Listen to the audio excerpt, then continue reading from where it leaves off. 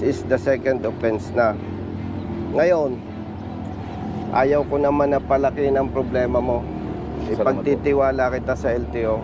Salamat po. Thank you so much. Doon ka magpaliwanag kay RD or kay... Salamat po. At ang hiling ko lang sa'yo, mag-aral ka, mag-seminar ka. Kasi sa third offense, ako na mismo magsasampa ng kaso sa'yo. Hindi nasahan ng LTO chief na pupunta sa kanyang opisina si Congressman Busita na may tumatakbong senator dahil sa sumbong ng motorista dito mismo sa hipin ng LTO dahil tama naman ang LTO enforcer na humuli sa kanya. Nahuli ka dahil Ginamit yung ko motorsiklo mo nakarehistro na may sidecar. Yes po. Pero walang sidecar. Walang sidecar ko pong ginamit. Ang inilagay sa ticket, Yung nilagay po sa ticket, illegal body design upon apprehensive. Yan po. yan. Yan po. Na nilagay nila sa Illegal change body body design. design.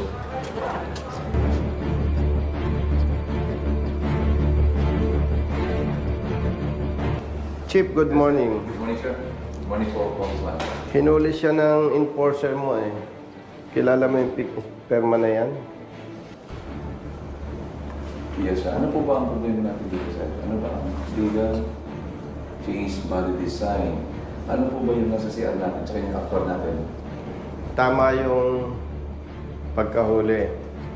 Okay. Kasi yung motorsiklo niya nakarehistro With sidecar. with sidecar. Okay. Pero nung imaneho niya, walang sidecar. Walang sidecar na po. Hindi tamang apprehension. Okay, tama po. Okay. Labas mo yung resibo na siningil sa'yo ng LTO. Yan po. Dahil ang rehistro niya ay With sidecar. with sidecar, Tapos minaneho niya, walang sidecar. Yung sidecar. Lalabas po yun. Eh, siyempre, iba ng registro nun. Unregistered na, proper registration na yun. So, kasi dapat, pinarehistro mo yung... Magkano dapat multa niya? 10,000 yun, sir, improper na kasi yun. May problema. Nasa po yun. Yung kasi sir na, no, yung improper, yung illegal change body design kasi, yung sinasabi natin improper registration. Kaya iba kasi yun sa sakyan ba? Hindi, magkano ang multa niya? Lalabas kasi sir, improper registration, that is 10,000. Pwedeng ipakita mo yung basis natin. Chinarge ninyo ng 10,000 dahil improper registration. Yes, sir. Hindi lang po sir, ginagawa lang po natin. Ang nakalagay dito, Hepe, unregistered vehicle. Ito po sir. This includes driving with an improperly registered motor vehicle. Paano nga naging improper? O kasi nga sir, with sidecar siya. Tapos yung denied niya sir, without sidecar na yun, tinanggal niya yung sidecar. So improper na yun. Hindi. Pag sinabi mong improper, you are referring to registration, not motor vehicle. Ang pinag-uusapan natin, motor vehicle. Motor vehicle. Siya ay nakarehistro na may sidecar. Ginamit niya, walang sidecar. So may violation siya doon. Papasok yon doon sa illegal change body design, which is, ang multa noon, Brother Matt, 5,000 pesos. Hindi pinag-uusapan doon, Brother Hepe, doon sa sasakyan niya, hindi pinag-uusapan yung improper registration. Kasi kung sasabihin mong improper registration, still, ang tatamaan LTO kasi hindi naman siya nagre-rehistro. Papel yung binabanggit mo, Hepe. And very clear dito sa system, ang ibinigay, unregistered vehicle. Pero kung babalikan mo yung rehistro niya, Dito kasi sa Jawa kasi sir, driving unregistered motor vehicle, this includes driving with an improperly registered... paano nga naging improper? Naging improper siya sir, kasi nga po, yun ang nangyayari dyan. With sidecar ang registration niya, pagkatapos ngayon, tinanggal niya yung sidecar, yung minamanil niya, without sidecar na siya. Tinanggal niya, kaya may violation siyang 5,000. Kasi yun din ang interpretation ng... Pero yung Opo. re-respetuhin kita, pero magpapile kami ng complaint against you, not your enforcer. Kasi, base doon sa ticket, illegal change body design. Kung pinatawan ninyo siya ng multang 5,000, wala tayong pag-uusapan. So lumalabas, Hepe, tama yung pagkatiket ng enforcer. Ang problema, yung implementation mo in terms of charging ng fines and penalties, may problema. Baka pwede naman natin sir, iyan po, siguro i-refer sa regional office yan. Ay, hindi, kasi Opo. talagang magpapile kami ng complaint kasi paulit-ulit na lang eh. Nabanggit mo nga, padalwa ko ng punta dito. Yung sa, sir, yung sa ano? O ito, meron akong walang signal dito eh, ano. Pwede ba sa labas tayo? Walang signal eh. Hindi matiis ni Congressman Busita na hindi aksyonan ang sumbong ng isang motorista na nahuli ng LTO enforcer. Tanggap naman ng motorista ang kanyang violasyon, ngunit ang kanyang problema ay binago ang kanyang violasyon ng hipi ng LTO. Kaya mas lalong tumaas ang kanyang binayarang multa. Illegal change body design siya. Kasi, nakarehistro siya na may sidecar. Pero ginamit niyang walang sidecar. Kaya papasok yun sa illegal change body design. Parang truck. Meron siyang carrier, tinanggal mo. Binago mo. Pero Hepe, pag sinabi mong improper registration, lalabas, wala pa rin siyang kasalanan. Dahil hindi naman siya ang nag-i-encode. Ngayon, nagsadya kami dito para malinawan ko yung Yung sumbong. po ang interpretation namin po, sir. So ngayon, kung halimbawa di pwede mo naman na i-contest yun. At Magpapile kami ng kasi kawawa yung mga katulad niya. 10,000 binayaran niya, brother Jerry. Ang sinasabi ni Hepe, improper registration. Improperly registered po siya. Oh, improperly registered. Tama yung pagkahuli sa kanya ng enforcer. Chief, 2 district officer itong kausap ko. Ganito lang, sir. At maliban dyan, kaya ako'y tumawag sa iba. Yes, sir. Baka naman ako nagkakamali at meron kang nabasa, Hepe, na hindi ko nababasa. Actually po, kung ganito yan, yan na po talaga naging interpretation namin. Ibig sabihin, maraming mapiperwisyo sa area mo. Brother Jerry, pag sinabing improperly registered vehicle, hindi kasalanan ng motorista yon. LTO ang tatamaan doon. At hindi nila gagawin yon. Pinagbibigyan natin ng mga tuwiran, baka tama siya. Mahirap naman na ipipilit natin yung atin. Ako naman, hindi employee or hindi naman ako appointed official ng LTO. Mahirap naman na sabihin ko na ako talaga ang tama. Kaya 2 chief ng distrito ng LTO tinawagan ko. Baka mali ako. No? Baka bro Jerry, meron tayong hindi nababasa, nabasa ni chief. Sabi ni chief, ganun talaga ang kanilang implementation dito. Ibig sabihin, hindi lang ito ang nabiktima. Dito na pag-alaman na pangalawang beses na palang pumalpak si Hepe, kaya nababahala na si Congressman Busita, baka maulit sa ibang motorista at mapeperwisyo na naman ang mga motorista na mabibiktima sa maling panghuli. 3 ang kausap ko, Hepe. 2 district officers, 1 RD. Hindi ko na ginulo yung RD ng Region 5 dahil nakalib. 2 district officers, 1 RD at ako. At itong mga kasama ko, matagal na sa advokasya. Ikaw, anong opinion mo? Pag nagkamali kayo, anong gagawin nyo? Ganito na lang po, sir. Siguro advice ko na lang ganito po. Kasi yan ang interpretation ng na dito sa amin sa Region 5. Ang gawin na lang po natin, sir. Kapatid, huwag mong sabing sa Region 5. Kasi unfair sa ibang LTO district officers ng Region 5, even sa headquarters. Kasi matagal na tayo sa advocacy, Brother Jerry. This is the first time na nangyari yan. Yung first time na sabi mo, nagkaharap na tayo sa muffler yun eh. Oh. Eh ito, pangalawang pangyayari na. Siguro maganda brother, mag-review ka. Mag-seminar ka sa LTO. Kasi kawawa, biray mo, magbayad ng 10,000. Ang kinikita niya brother, 350 pesos a day. 395 po. 395. Sabihin mo na lang na 300 pesos panggastos yung 95. Di kulang pa yung isang buwan yan sweldo. Kasi 300 times 30, that is 9,000.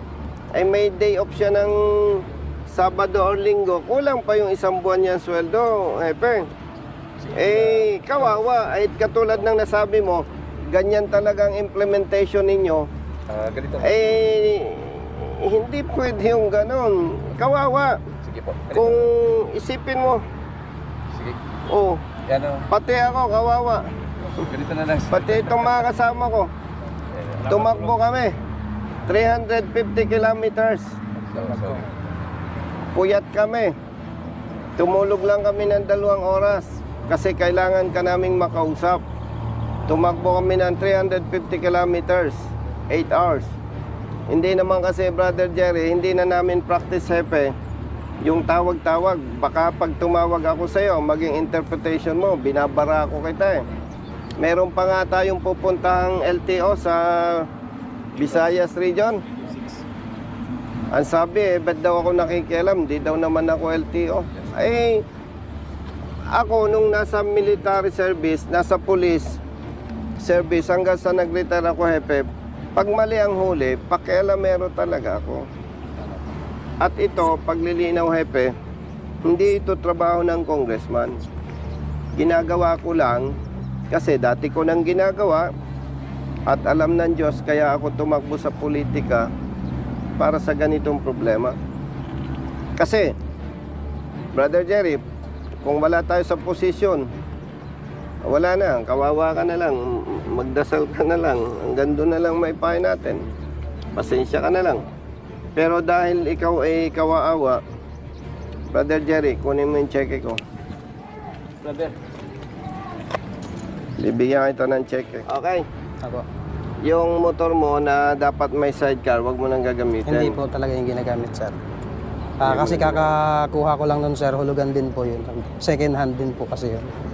Kaya kung nung kinuha ko, sir, pinasukatan ko po ng sidecar. Nagkataon lang po na bumili ako ng pyesa nung ginagamit kong single talaga. Kaya lang nahuli ako. Kaya Tanggap mo na nagkamali Opo, ka. tanggap ko po. Kaya po apan nung pagbigay po sa akin ng ticket, pumunta po ako dito. Tapos sabi po sa akin is 5,000 nga yung ticket, yung babayaran. So umalis pa ako kasi naghanap pa ako ng pera. Tapos nung Monday po, pagbalik ko, ang sinasabi na sa akin is 10,000 na. Kaya doon po ako tumawag na sa inyo. Hepe, ganito na lang, no? Yes, sir.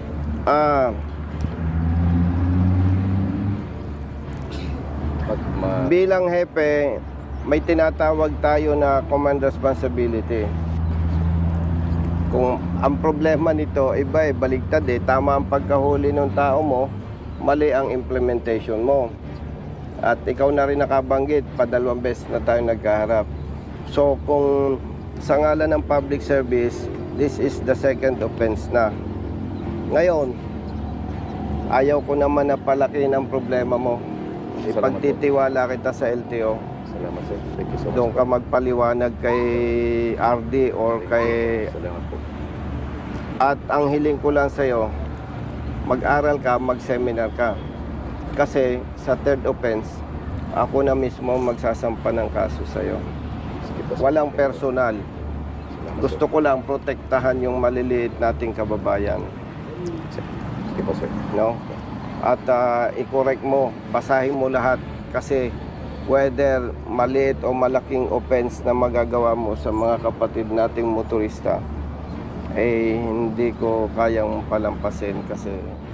Kaya pinayuhan na ni Congressman Busita si Hepe na magbasa ng pulisiya at magseminar para madagdagan ang kanyang kalaman sa batas.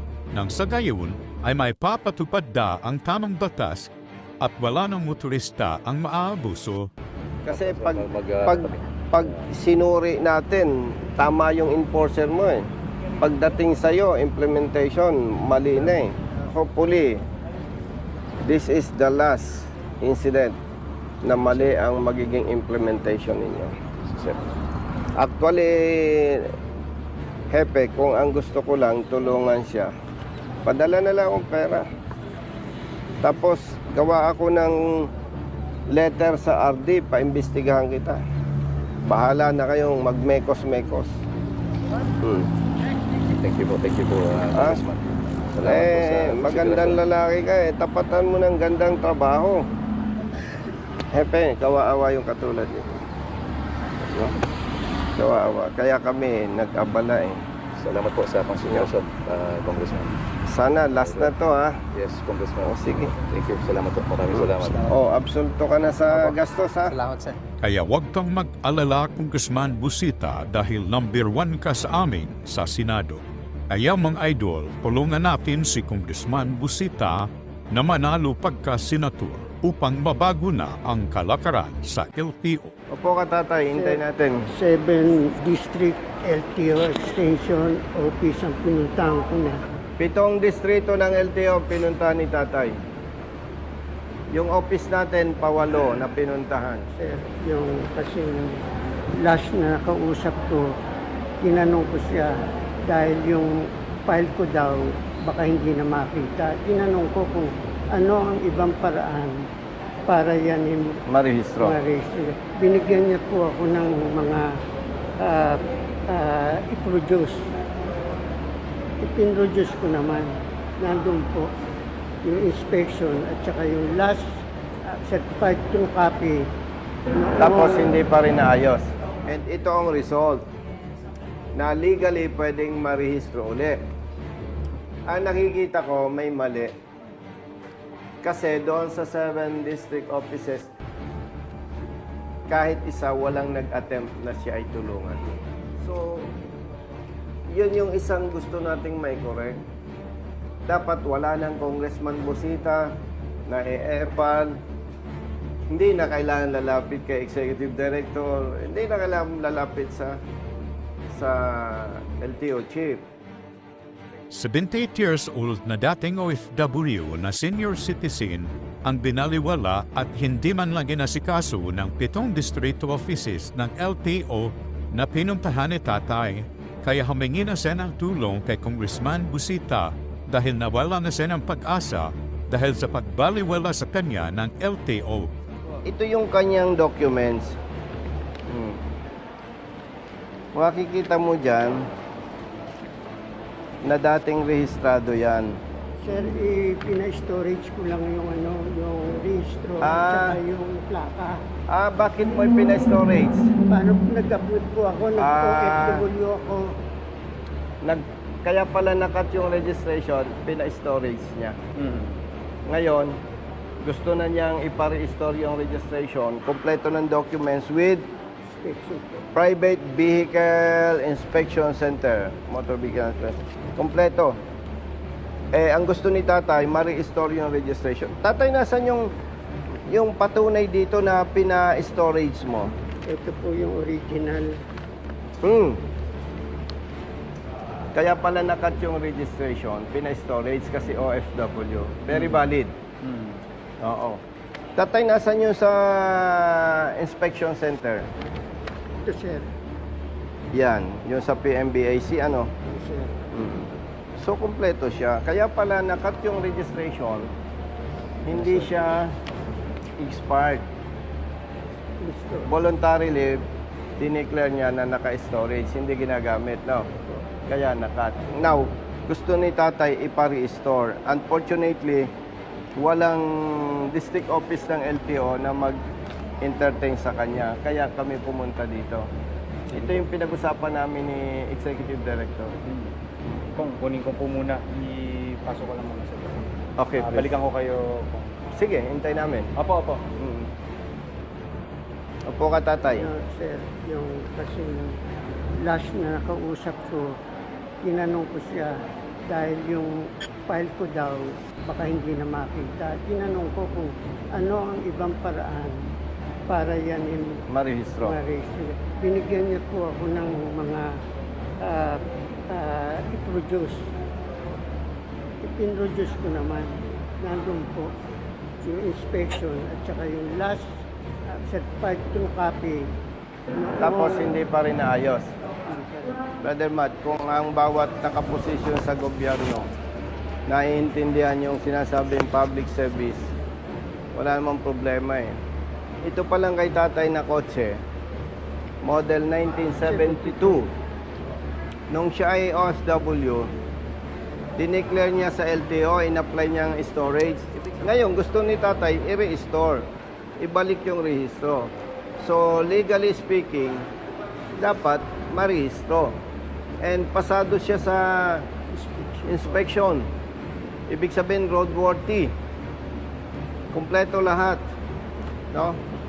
So, si tatay, kaya pumunta sa ating opisina, marami ng distrito siyang pinuntahan, walang mag-entertain sa kanya.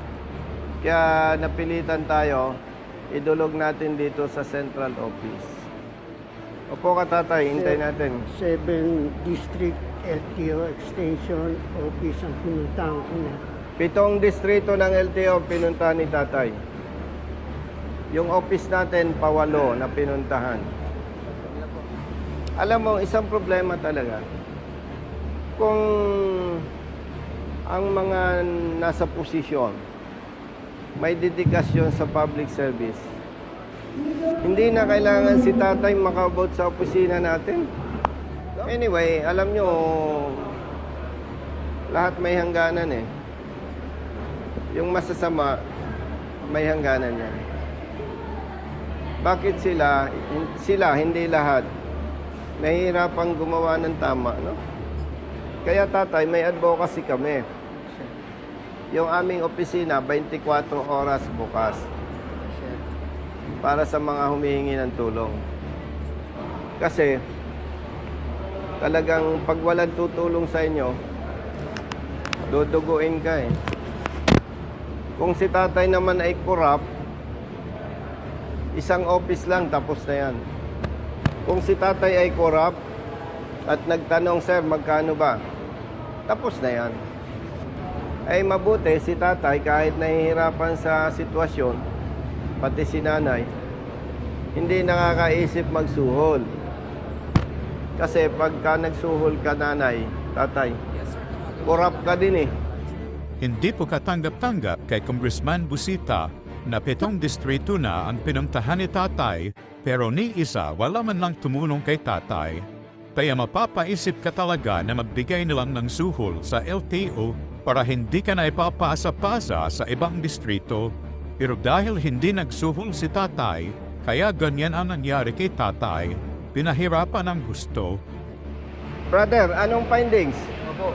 Kung ito kasi, yung file niya kasi is nagpa-storage siya 2,000. Okay. Okay. Ngayon, nagpa-storage siya sa Malolos. Tapos yung mother file niya dito sa is. Okay. So ngayon, per checking, kailangan ng data take on. Kailangan i-encode ulit lahat ng information nito para mapasok dun sa Sinong system gagawa? namin. Si is ang gagawa. Sino? Sa LTO is. Di ba ito yon? Hindi. Sa ano to, sa balik-balik to yung LTO na. Nandun kasi mother file niya. Ganito, no? Si kuya, si tatay, 7 distrito na ang pinuntahan. Okay? Binabanggit ko sa'yo, brother, hindi para sisihin ka. Kasi wala ka namang alam doon sa nangyari yun. Ang request ko na lang sana, kung po pwede, considering na central office ito, at si tatay ay 78 years old na, siguro, if I may suggest, i-receive nyo yung documents, kayo nang mag-usap doon sa baba. Kung yun na pong napag-usapan namin, binigay ko na rin sa kanila yung number ko. So kayo nang mag-uusap sa baba? Yes. Kasi iimbestigahan ko rin. Kasi yung sinasabi ko na data take on, apparently, ginawa na rin pala ni tatay yun. Pero wala pa rin ano. So kaya sabi ko sa kanya, iwan niya sa amin to para maimbestigahan ko ano nangyari. Bakit hindi pa rin natatapos kung nagawa na yung process for the data take on. So Yes. para from there, makapag-pick up kami kung ano yung dapat gawin. Yes. So in other words, kayo na ang tutulong kay tatay. Yes. Binigay ko na po sa kanila yung number ko. Tapos kinuha ko na rin yung number nila. Ang special request ko lang, attorney, brother, andyan lahat yung documents. ikaw nang bala, baka may mawala, tapos sasabihin ng lower office, kulang. Kawawa naman si tatay. Ipagtiwala na lang namin sa iyo yun. Hindi, i-photocopy na lang namin sa taas yan. Sa taas, ay tatay, Sir, Pa-photocopy tatay, na lang excuse. Yung walang photocopy, sabi ni attorney, yes, sir. mag-photocopy kayo sa taas. Yes, sir. Yes, sir. Yes, sir. Oh, pa-assist na lang, may, Opo, yes, may lakad pa ako eh. Kung okay na rin doon, natawag ko na kay Director Steve yan. Yan.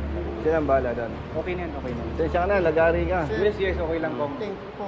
Sige tatay, at ako'y may lakad pa. Sasama kayo kay attorney dahil magpapaserok. Opo, opo. Akyat Brother. muna tayo. Dami ko ng Kong, atraso sa iyo. Wala po ah. yun, Kong. Pagkano punta niyo lang po? Yes. Thank you. Okay, sige. Thank you. Thank you. Bye-bye. Dahil sa tulong ni Congressman Busita ay wala pang 5 minuto ay natapos na ang rehistro ni tatay.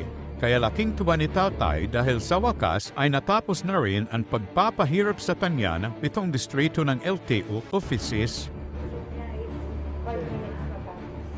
5 minutes? Sir, wala pa yata. Hindi. First step, in code. Di ba? Second, emission test. Yes, sir. No. Yes, sir. Oo. Alam ni Ma'am Che yung kwento ng kotse mo. Ito kasi, OFW. Tama? Yes, sir. Dahil siya ay law-abiding citizen, yung kanyang kotse, para bang ipina-storage niya, sinubmit yung ORCR na ibig sabihin, LTO, hindi ko ito gagamitin, hindi ko marirenew reso, i-storage natin. Tama po. Yes, sir. Then after ilang years, tatay? After 20 years, Up- after 20 years, andito na siya sa Pinas, may sentimental may sentimental value. Siyempre, gusto mo legally magamit. Siguro hindi alam ni Ma'am Che. 7 LTO district offices. Nakita ko. Saan mo nakita? Pinag-aralan yung papel niya.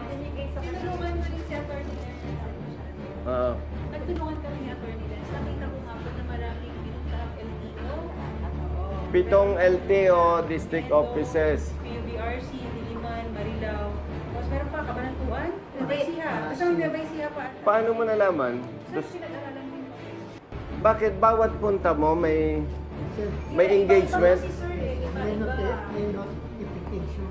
Meron pong mga date na Grabe. Pinace namin, sir. Tapos kasi ang unang-unang titignan dyan is yung file number. Yung pinaka-mother file ng sasakyan kung saan siya nag-originate. Sila kasi ang mag-i-initiate ng take-on. Yun nga si Manila. Madam, sa ngalan lang ng public service, si tatay, makikita mo, law-abiding citizen, di ba? After 20 years, gusto niyang maparehistro uli. Nagko-comply siya, ipina-test niya, pina-inspect niya yung unit, and still, roadworthy pa rin. Kasi na-preserve niya eh. Ang tanong ko, Madam Che, dahil 7 LTO offices pinuntahan niya, and dahil na-prostrate siya, walang nag-attempt tumulong sa kanya, kaya naisipan niya lumapit sa aming office. And upon our evaluation, nakita namin legally pwedeng marehistro ulit, di ba? Yes. At siyempre, hindi naman yung kami tutulungan kung talagang hindi pwede. And ito ang result na legally pwedeng marehistro ulit. Ang nakikita ko, may mali. Kasi doon sa 7 district offices, kahit isa walang nag-attempt na siya ay tulungan.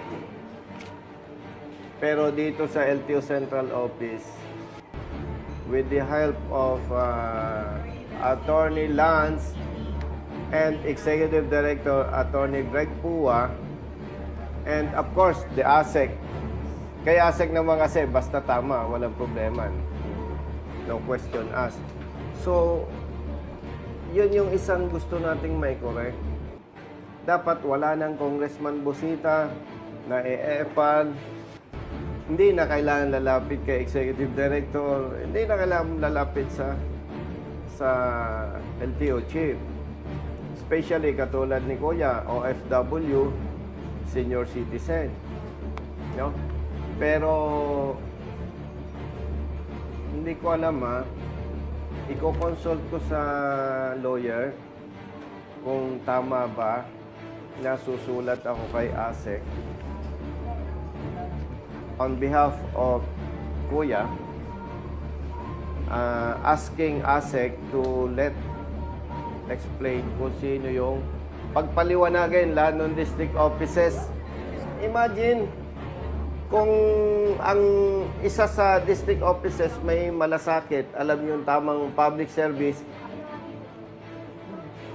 Kasi pag nasa position ka, dapat medyo makulit ka in the sense na, tatay, bakit ba ito? Ang tagal-tagal na, hindi na riso. Ay ma'am, yan po kasi in-apply ko ng storage dahil nang hindi ko maasikaso. Ako po kasi OFW. So at least kung medyo makulit, nalaman si tatay ay more than 20 years OFW, sabi nga, bayaning Pilipino, no? Tapos ay senior citizen, doon pa lang may merits na na kumbaga kung ikaw ay tamad, kahit papano, dating OFW, tapos senior citizen, may interest kang tumulong. So imagine, nakapito silang units, office, pero ang recommendation ni Madam Che, wag po na lang balikan yung 7 district offices. Sobrang bait mo naman. O ganito na lang. Hindi naman tayo magkakaaway. Kapag may kapareho ni tatay, senior citizen, lalo pa kung OFW, no? Pag naulit pa, magsampa na kami ng kaso talaga. Tama po ba? Hindi, I am not saying mas magaling ako kay Madam Che. Kasi, kahit ayaw ni tatay at ni nanay, pwede akong magsampa ng kaso administratively. Iba kasi, Madam Che, yung kasong kriminal at saka administrative case. Kasi nanay, pag kasong kriminal, pag ikaw ang biktima, ikaw ang magsasampa. Hindi pwede ako. Pero pagka criminal case, ang mahalaga sa akin, ebidensya. Pwede akong mag-file ng complaint administratively. Kasi ang interest natin, yung taong bayan at saka interest ng LTO. Kasi katulad nito, hindi alam ni ASEC, may nangyayari palang ganon. O, ay di ang sama ng impact against LTO. Dapat sana hindi. Pero dahil mabait si Ma'am Che, Brother Matt, with respect to tatay, i-absolto na natin yung 7 district offices na pinuntahan mo. Ano? With the warning na kapag naulit yung ganitong insidente, hindi ka na pwedeng makiusap sa akin. Tama? Magsasampa na tayo ng kaso. Administratibo. No? Si tatay pa naman, kitang-kita mo, more than 20 years. Kahit hindi mo katarungan ang ginawa ng 7 distrito kay tatay, ay maswerte pa rin sila dahil hindi na sila ipapatawag ni Congressman Busita. Pero kung maulit pa ang ganyang reklamo, ay tiyak hindi na sila palalagpasin pa ni Congressman Busita. Pero alam mo, hulog ng langit si tatay. Why? Nagsumbong siya sa ating opisina, na-action na natin, lumapit tayo sa LTO Chief tsaka sa Executive Director with the help of Attorney Lance and Madam Che. Magsisilbing warning ito sa iba na LTO district offices na hindi ginagampanan ng tama ang trabaho. Agree? O, Sige. Salamat. Thank you, boss. Okay. So, masaya ka na, tatay? Yes, sir. Mm. Yes, sir. Magagamit mo na ang iyong Volkswagen. Beetle. Okay, sir. Mm. Thank you, sir. Model 72. 72. Ilang years old na siya ngayon? 52. 52 years nga. Golden. Madam Che, ilang taon ka na? Secret. Ito, brother, ilang taon ka na? 54. Okay, edad ni Kuya. 54. Yung sasakyan, kuya, yung Volkswagen ni kuya, 52 years old na. Sentimental value. Ikaw ay 54. Mas matanda ng 2 years. Ikaw, tama ba? Oo, 2 years.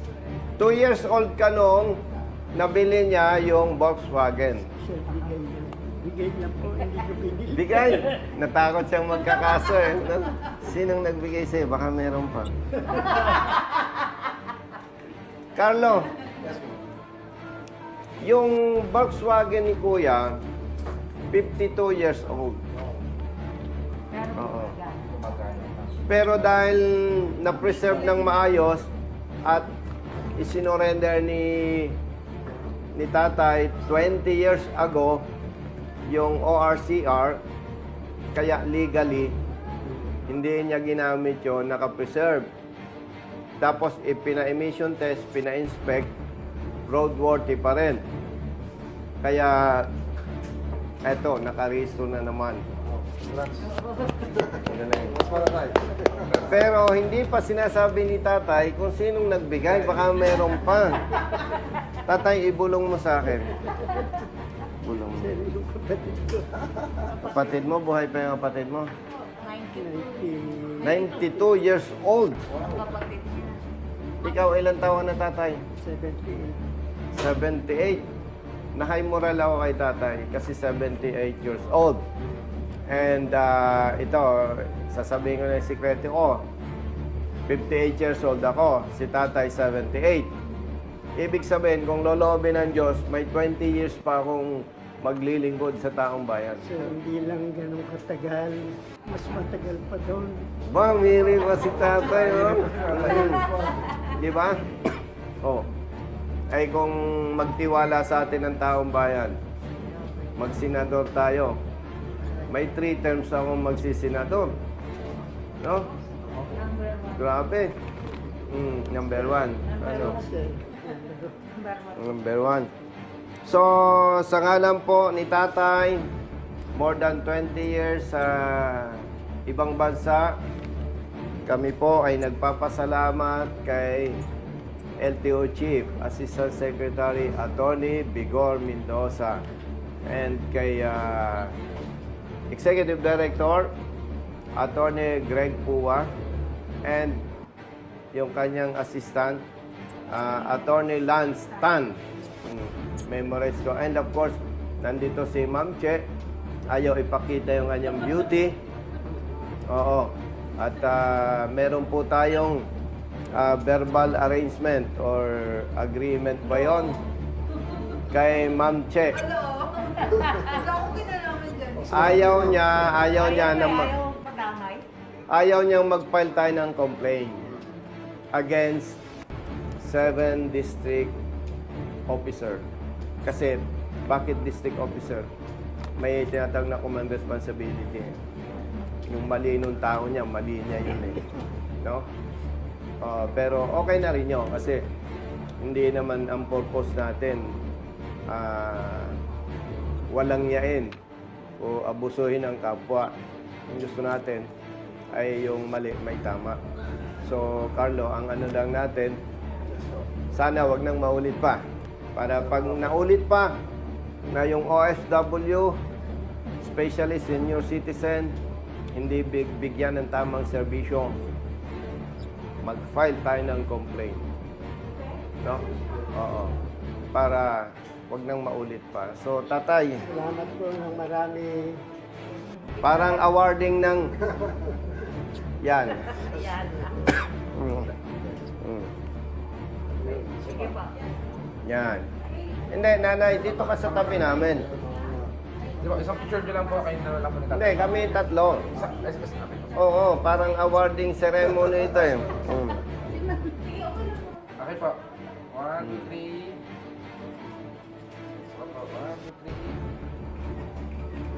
3. Wala si Asek eh, dapat kasama natin siya eh. Dumanaw sa tapat ng office niya, wala. Ay si Ma'am Che, ayaw naman niyang umextra. Baka daw siya ay ma-discover ng Regal Films. Huh? Yeah. Mm. Di ba? Oo. Mm. So yan, tatay. Oh, masaya ka na niyan. Opo, maraming po salamat. Yeah. Maraming po salamat. At sinong magmamaneho niyan, tatay? Eh, yung pong anak ko, Ilang taon siya? 40 na po yun. Grabe. Tatay, curious lang ako. Anong kulay ng Volkswagen mo? Gray po. Gray. Gray. Mm. Ang ganda niyan, ito kasing Volkswagen, pag dumadaan sa kalsada, hindi ko alam kung saan na nakuha ng mga bata yung gimmick na pag dumaan na tayo tapos sumasaludo. Alam mo yon? Ewan ko. Kasi may uncle ako na si Tito Oji. Pag nakakasakay ako sa Volkswagen niya, nag-a-attention yung mga bata. Sumasaludo. Bakit binibigyan na? Nanay, may picture ka dyan? Ito. Yan po. Yan po. Makikita mo, Original ano kaya? wag mo na ipakita si Madam. Madam, makikita mo na talagang kahit ikaw, kahit hindi mo matest, i-approve mo. Makikita mo na talagang na-preserve, no? No? O, kita mo talagang makikita natin, yan, oh. Makikita natin na talagang na-preserve. Sige. Tatay, congratulations. Ma'am Che, pakisabi kay Executive Director. Kung wala si Congressman Busita ay malamang pera-pera na lang kasi walang tutulong sa atin. Kaya huwag kalimutan mga idol, Congressman Busita para sa Senado.